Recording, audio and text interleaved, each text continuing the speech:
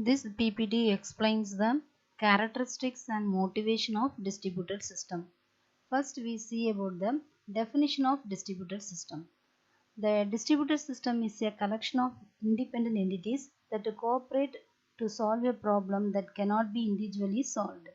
So, a distributed system is one in which hardware or software components which are located at networked computers and communicate and coordinate their actions by passing messages, each having its own memory and operating system.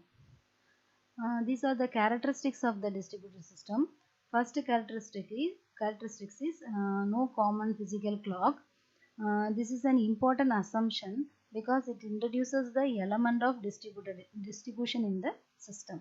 Second one is no shared memory, a key feature that requires message passing for communication. This feature implies the absence of common physical clock. Third one is geographical separation. The geographically wider apart processors are the representative of a distributed system, that is LAN, WAN, now. And now configuration is the low cost, high speed processors. Nowadays, the now configuration is used in Google search engine. And the last one is autonomy and heterogeneity. Here the processors are loosely coupled in that they have different speeds and each can be running a different operating system. This architecture explains the relation to computer system components. In distributed system, each computer has a memory processing unit and are connected by a communication network. Here the processors are connected together by interconnecting network. Each system connected to the distributed networks host distributed software, which is a middleware technology, so which drives the distributed system.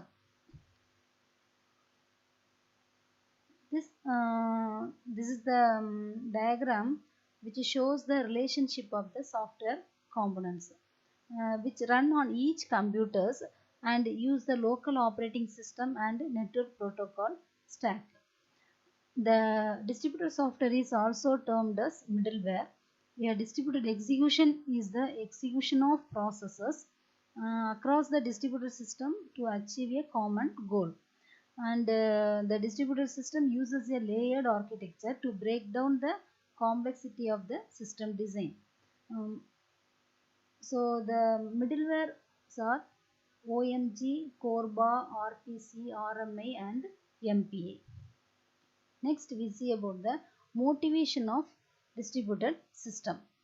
So the following key points that acts as a driving force behind distributed system.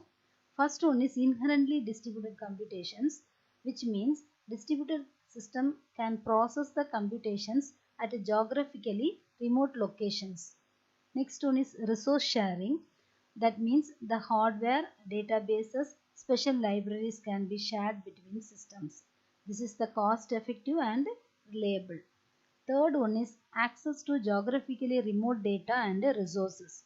That is, as mentioned earlier, computations may happen at remote locations. So resources such as centralized servers can also be accessed from distant locations. Next one is enhanced reliability. Reliability in the sense they run on multiple copies of resources. The distribution of resources at distant locations makes them less fault. So the term reliability comprises availability, integrity and fault tolerance. Availability in the sense the resources provided by service provided by the resource should be accessible at all times. And then integrity means the state of resource should be correct and consistent. Fault tolerance in the sense the ability to recover from system failures. Next, fifth one is increased performance and cost ratio. The resource sharing and remote access features of distributed system naturally increase the performance and cost ratio.